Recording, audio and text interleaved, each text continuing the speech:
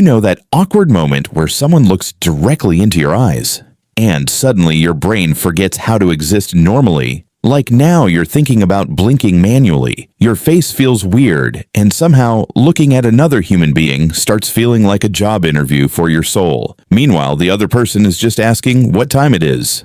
Yeah, that.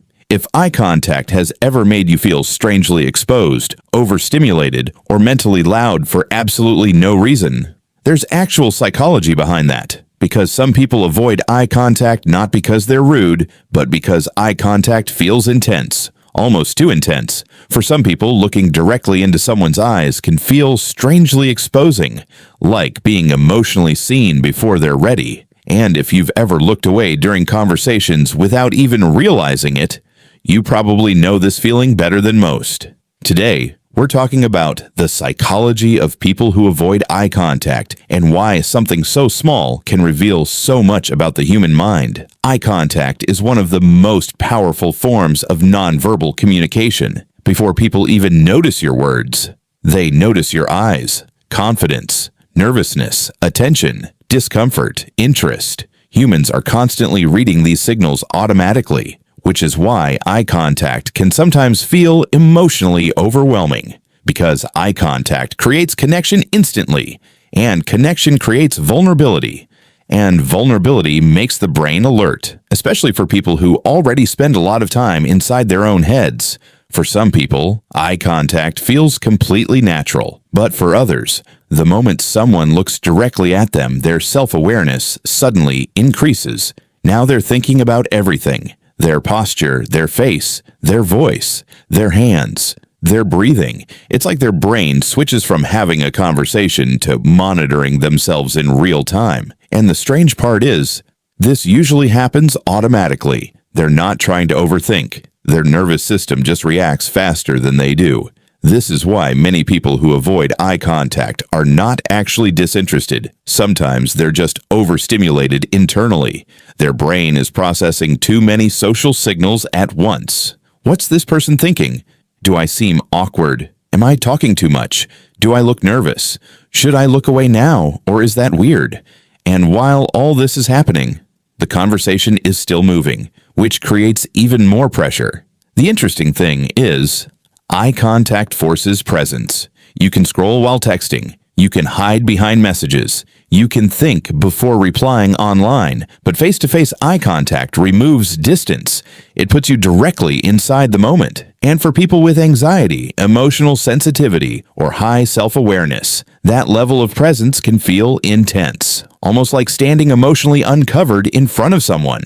Psychologists also connect eye contact to emotional exposure, because the longer eye contact lasts, the harder it becomes to hide emotion. That's why people often break eye contact when they feel embarrassed, guilty, sad, nervous, or emotionally vulnerable. Looking away becomes a way to regulate emotional intensity, not because they're lying, but because direct connection sometimes feels overwhelming to the nervous system. And interestingly, highly observant people often struggle with eye contact more than others, not because they don't care, but because they notice too much. Tiny facial reactions, small tone shifts, micro-expressions, energy changes. Their brain absorbs social information constantly, so maintaining eye contact while simultaneously processing all those details can become mentally exhausting. Past experiences shape this too. If someone grew up being criticized heavily, judged often,